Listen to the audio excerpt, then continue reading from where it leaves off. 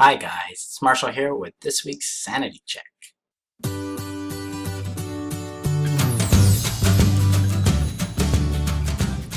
This week I'm going to talk about people pleasing, since it's one of the dominant focuses I have in my practice here.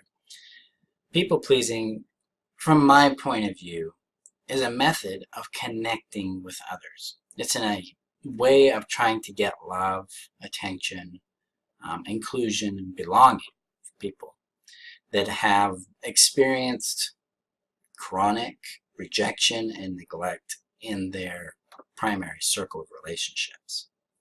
It's generated basically by parents or trusted authorities that were neglectful and dismissive of the individual's feelings, wants, and needs, and did not properly nurture what they needed in their lives.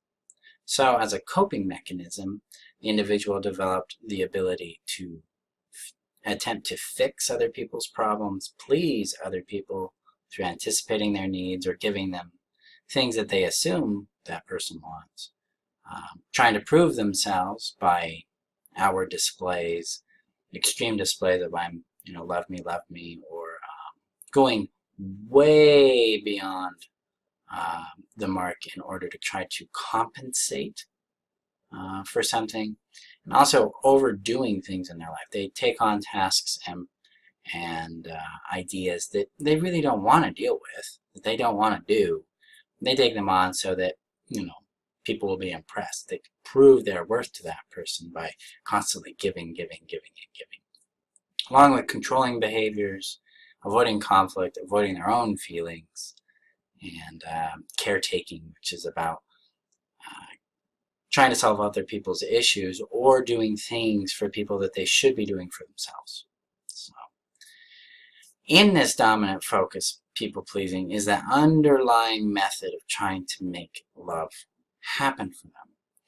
And so, in my work with people pleasing, both in myself personally and in professionally, I have found that it's difficult to eliminate those habits, but it is easy to evolve them. And so I created a guide that's linked below called the From Pleasing to Connection Guide. And it outlines basically the emotions and symptoms that come with various components to people pleasing, like the fixing and the proving and the pleasing and the avoidance and stuff like that. And that also outlines what is needed by that individual. What do they need to look for? Do they need to be included? Do they need to feel loved, respected? And then what the healthy behaviors are that are an alternative to the unhealthy behaviors with that symptom. What this can do for you is allow you, if you're a people pleaser, to go, okay, I'm trying to fix. I can look at the chart and go, oh, I need connection. I have a desire to contribute. I can ask if I can contribute to them this way. Interesting. Okay. And it gives you basically a cheat sheet to help you evolve your pleasing behaviors into connecting behaviors or connective actions that then can nourish and nurture the emotional needs you have that have gone unmet for so very long.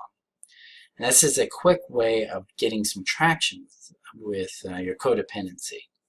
It is, though, not the solution to it.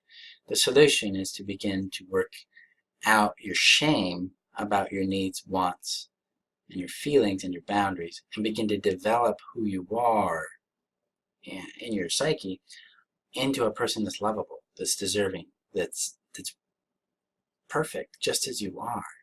You no longer have to operate from perfectionism. We can operate from authenticity, from being genuine, and allowing your limits to help you understand where you fit and how people fit you. So, but this is a good start for this, so I encourage you to download it.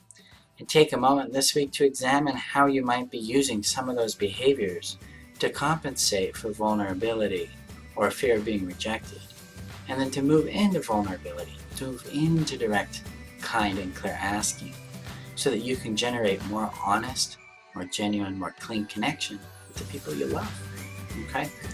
So let me know what you think below, and we'll talk next week. Okay? Thank you guys. Have fun.